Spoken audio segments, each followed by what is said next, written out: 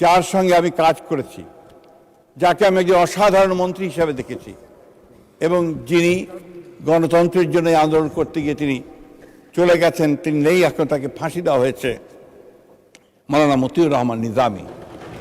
আমি এই জন্য তার নাম স্মরণ করতে চাই যে তার সঙ্গে থেকে আমি কিন্তু অনেক কাজ শিখেছি এবং একজন অত্যন্ত উঁচু দরের মানুষ ছিলেন। এই কথা না বললে আমার মনে হয় আমার অন্যায় করা হবে। আমি একজন মেঠো রাজনীতিবিদ, আমার বক্তব্য এখন ঠিক ওই রকমই একটা অবস্থা দাঁড়াবে। তারপরেও নিয়ম, আমার নেতা নির্দেশ যে বলে ফেলেন আপনি, আমি সেই কারণে আপনার কিছু কথা বলতে চাই, যা একটু ভিন্নভাবে বলবো। আমি আজকে এই বাজেট সেশনে বক্তব্য রাখতে গিয়ে আমি কতগুলো নাম মনে করতে চাই এবং তাদের আত্মার মাগফিরাত কামনা করতে চাই। তাদের মধ্যে প্রথম হচ্ছেন আমাদের দলের প্রতিষ্ঠাতা, স্বাধীনতা ঘোষক শহীদ প্রেসিডেন্ট জিয়াউর রহমান। আমি সে নাম মনে করতে চাই আমাদের মহান নেত্রী, যিনি সারাটা জীবন গণতন্ত্রের জন্য সংগ্রাম করেছেন, লড়াই করেছেন এবং শেষ দিন পর্যন্ত তিনি এভাবেই লড়াই করে গেছেন। আমাদের সেই মহান নেত্রী, মহীয়সী নেত্রী, দেশনেত্রী বেগম খালেদা জিয়া। আমি স্মরণ করতে চাই আমাদের এই হাউসে যিনি এই বাজেট পেশ করেছেন বহুবার, আমাদের সফল অর্থমন্ত্রী জনাব সাইফুর রহমান।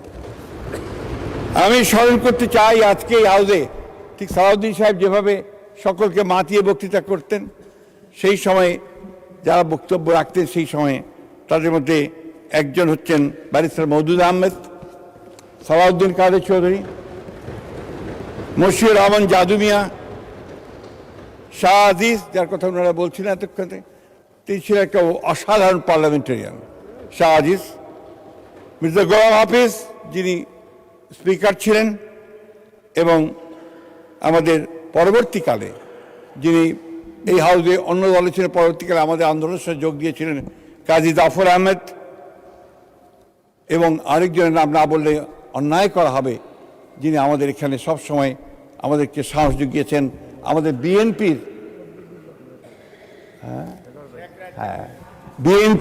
যিনি আমাদের সবচেয়ে দুঃসময়ে বিএনপির হাল ধরেছিলেন, আমাদের খন্দকার দেলোয়ার হোসেন।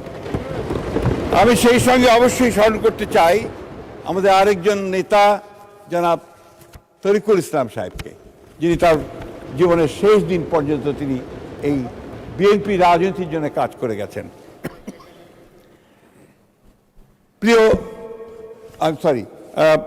সম্মানিত মাননীয় স্পিকার, আমি আরেকজনের নাম স্মরণ করতে চাই, যার সঙ্গে আমি কাজ করেছি, যাকে আমি একজন অসাধারণ মন্ত্রী হিসাবে দেখেছি এবং যিনি গণতন্ত্রের জন্য আন্দোলন করতে গিয়ে তিনি চলে গেছেন, তিনি নেই, এখন তাকে ফাঁসি দেওয়া হয়েছে, মাওলানা মতিউর রহমান নিজামী। আমি এই জন্য তার নাম স্মরণ করতে চাই যে তার সঙ্গে থেকে আমি কিন্তু অনেক কাজ শিখেছি এবং একজন অত্যন্ত উঁচু দরের মানুষ ছিলেন। এই কথা না বললে আমার মনে হয় আমার অন্যায় করা হবে। আমি কারাগারে ছিলাম অনেক দিন, মাননীয় স্পিকার, এবং এই সময় আমি অনেক জামাত ইসলামের অনেক উচ্চ পর্যায়ের নেতাদের সংস্পর্শে এসেছি, একসাথে থেকেছি। আমাদের মীর কাসেম সাহেব, কামরুজ্জামান সাহেব, কাদের মোল্লা সাহেব এবং আজহার ভাই উঠে গেছেন, আজহার ভাই আমাদের সঙ্গে অনেকদিন ছিলেন। আমাদের ব্রিগেডিয়ার হান্নান শাহ, তার নামও আমি মনে করতে চাই, কারণ তিনি লড়াই করেছেন। ডক্টর আর এ গনি, তিনি আমাদের সঙ্গে দীর্ঘকাল জীবনের শেষ দিন পর্যন্ত গণতন্ত্রের জন্য সংগ্রাম করেছেন। আব্দুল সালাম তালুকদার সাহেব, এই নামগুলো আমি মনে করতে চাই বারবার করে, এই জন্যেই। এছাড়া অনেকে আছেন মাননীয় স্পিকার, যারা গণতন্ত্রের জন্য সংগ্রাম করেছেন, লড়াই করেছেন, প্রাণ দিয়েছেন। আমাদের দেশে বারবার এই দেশের মানুষ লড়াই করেছে, সংগ্রাম করেছে, এবং সেটা হচ্ছে গণতন্ত্রের জন্য সংগ্রাম করেছে, কখনো ভাষার জন্য সংগ্রাম করেছে, এবং কখনো স্বাধীনতার জন্য সংগ্রাম করে লড়াই করে জীবন বাজি রেখে লড়াই করেছে। মাননীয় স্পিকার, আমাদের সবচেয়ে দুর্ভাগ্য যে জাতি বারবার লড়াই করেছে, সংগ্রাম করেছে, কিন্তু এই 50 বছর পরেও ঠিক যে জায়গায় আমাদের যাওয়া উচিত ছিল সেই জায়গায় কিন্তু আমরা যেতে পারিনি মাননীয় স্পিকার। এটা আমাদের দুর্ভাগ্য।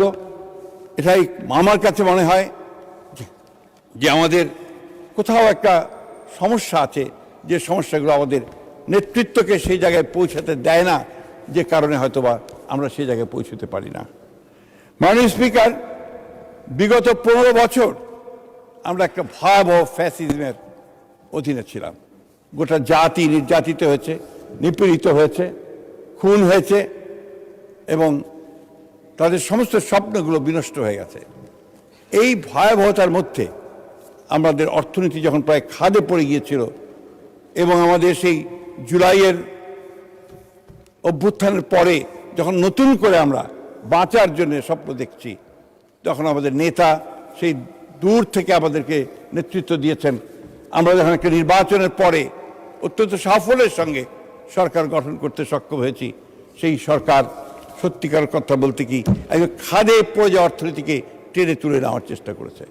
আজকের এই বাজেট আমাদের পাশেই বসা আমাদের আমির খুশরো মাহমুদ চৌধুরী সাহেব, সেই সাহসী মানুষ যিনি খাদে পড়ে গিয়ে উপরে ওঠার চেষ্টা করেন, সেই চেষ্টাটা তিনি করেছেন এই বাজেটের মধ্যে দিয়ে। এই বাজেট তো শুধু একটা অঙ্কের হিসাব নয় মাননীয় স্পিকার, এই বাজেট হচ্ছে সামনের দিকে এগিয়ে যাওয়ার একটা সিঁড়ি। এই সিঁড়িতে ওঠার জন্য তিনি আমাদেরকে বাজেট দিয়েছেন। আমি বাজেট সম্পর্কে দীর্ঘ আলোচনা করব না, আমি শুধু আপনাদেরকে, অনেকেই বলেছেন যে এই বাজেটের কোনো নীতি নেই, সেইভাবে বলা হয়নি, পথরেখা নেই বলা হয়নি। কিন্তু এই বাজেটে যদি আপনারা দেখেন যে বাজেটের উপরে ছোট্ট একটা বইও বের করেছেন, এখানে বলা আছে যে 3টি প্রধান আর যে আর্টটার উপর ভিত্তি করে,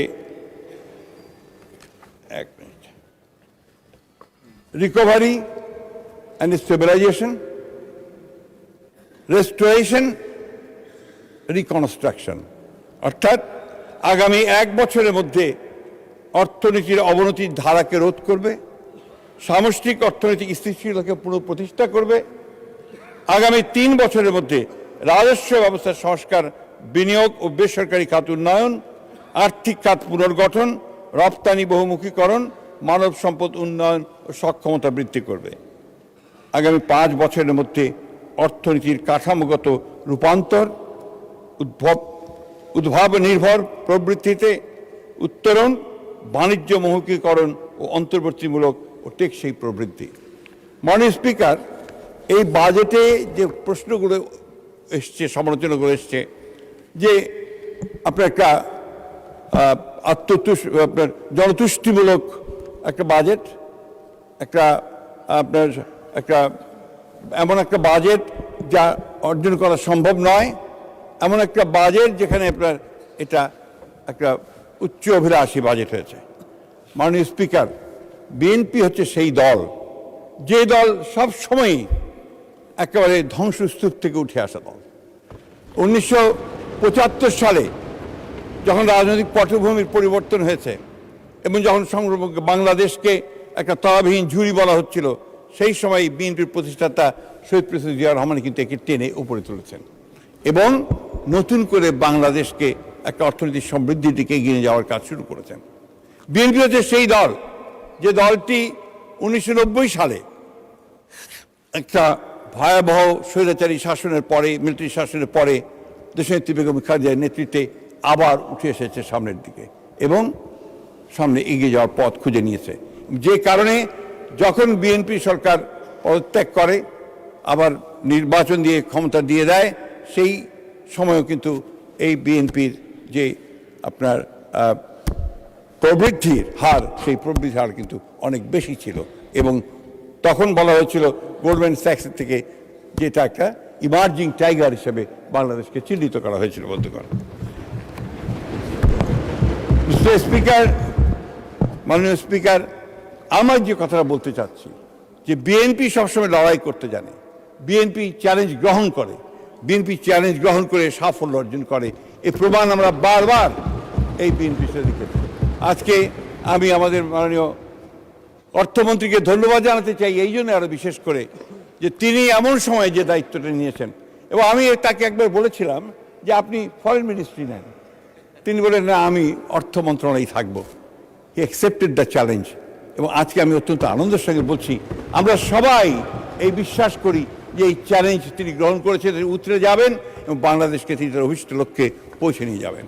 আমি এই বিষয়ে খুব বেশি বলবো না, আমি শুধু একটা বিষয় বলতে চাই, যেটা না বললে আমার নিজের কাছে আমার নিজেকে আমি ক্ষমা করতে পারবো না।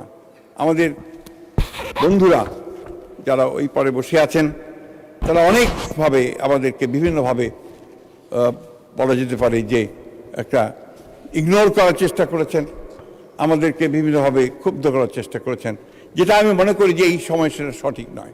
কারণ আপনাদের নিজেদের দিকেও আপনাদের ফিরে তাকানো দরকার।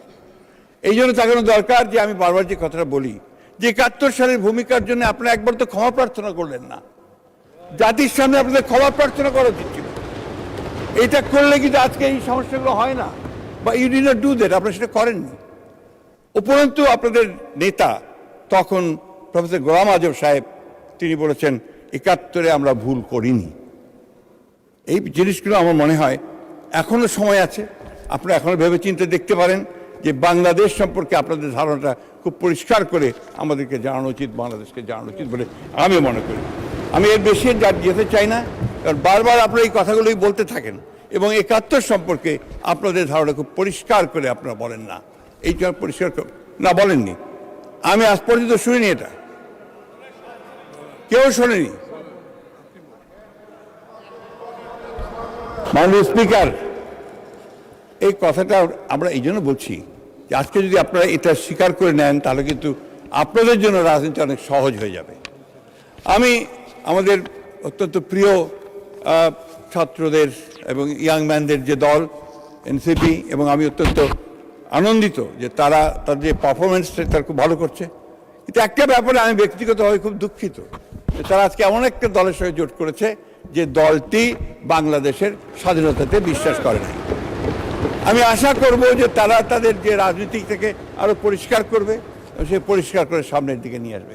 এই কথাটা এই জন্য বলছি যে আমাদের এই নবীন রাজনীতিবিদদের তাদের অনেক ভবিষ্যৎ আছে, তারা ভবিষ্যতে আরও ভালো করবে। আমরা চাই যে তারা ভালো করুক, কিন্তু এমন কোনো স্টিগমা নিয়ে তারা যেন পজিটিভ না থাকে যে যারা বাংলাদেশের অস্তিত্বের প্রশ্নটাই যারা অস্বীকার করতে পারে।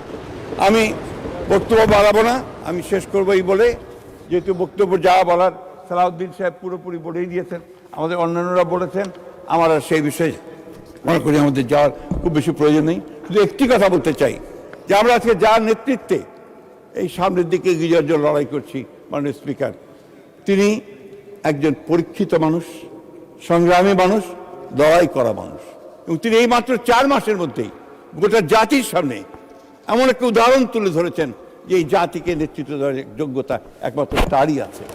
আজকে মালয়েশিয়া এবং চীন সফর করে এসে যে আশা মানুষের মধ্যে জেগে উঠেছে যে আমরা আমাদের নেতা যিনি আজকে বহির্বিশ্বেও তিনি তার যে যোগ্যতা, সেই যোগ্যতার ছাপ তিনি রাখছেন, বাংলাদেশকে তিনি সামনের দিকে এগিয়ে নিয়ে যেতে পারবেন।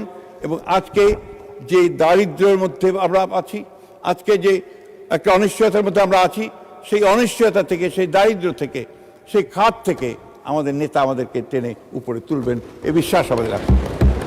তিনি যখন চায়না গিয়েছিলেন, চায়না থেকে ফিরে আসলেন, আমি এর আগের আমার যে আপনাদের প্রথম যে সভা আপনার অধিবেশনের প্রথমে ভাষণের উপরে, রাষ্ট্রপতি ভাষণের উপরে যে বক্তব্য রেখেছিলাম, সেখানে আমি একটা ঘটনা বলেছিলাম। আমি ছবি দেখতে গিয়ে দেখলাম যে সেই গ্রেট হলেই আমাদের নেতাকে ওখানে সম্বর্ধনা দেওয়া হচ্ছে এবং সেই স্যালুটটা দেওয়া হচ্ছে। আমার মনে পড়লো সেই কথা 2002 সালে আমি যখন দেশনেত্রী বেগম খালেদা জিয়ার সঙ্গে একটা রাষ্ট্রীয় সফরে চীন গিয়েছিলাম। আমরা অনেকেই ছিলাম সেখানে, আমাদের আজকের প্রধানমন্ত্রী ছিলেন, আমাদের পাশেই ছিলেন। চীনের প্রধানমন্ত্রীর সঙ্গে যখন আমাদের দেশনেত্রী পরিচয় করিয়ে দিলেন তার যে মাই সান, তখন উনি হাত শক্ত করে ধরলেন চীনের প্রধানমন্ত্রীর, ধরে বললেন carry the flag of your father and mother. মাননীয় স্পিকার, আজকে আমাদের প্রধানমন্ত্রী তারেক রহমান সেই স্বাধীনতার পতাকা, গণতন্ত্রের পতাকা, সার্বভৌমত্বের পতাকা নিয়ে তিনি চীন গিয়েছিলেন। সেই চীনের প্রধানমন্ত্রী আবার তাকে সেই কথাই বলেছেন, তিনি সেই পতাকা নিয়ে ফিরে এসেছেন এবং আমার বিশ্বাস এই পতাকা নিয়ে তিনি সামনের দিকে এগিয়ে যাবেন এবং বিজয় অনিবার্য এবং আমরা জয়লাভ করব। অর্থনৈতিক উন্নতি আমাদের হবেই এবং এই বাজেটের মধ্যে দিয়ে আমরা এগিয়ে যাব। ধন্যবাদ মাননীয় স্পিকার।